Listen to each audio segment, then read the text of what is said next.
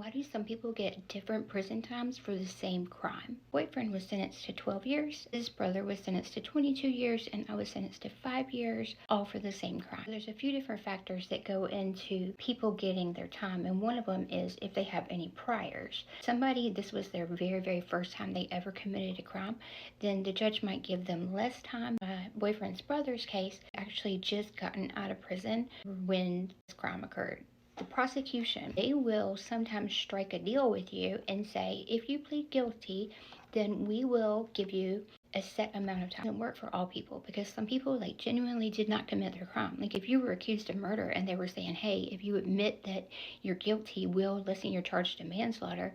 Yeah, you're going to prison for a different amount of time, but you're still going to prison. That's why there's so many people in prison who are innocent, because they don't want to take the chance. Because then if they go in front of a jury with the murder charge and they're found guilty, they're going to prison for a longer time.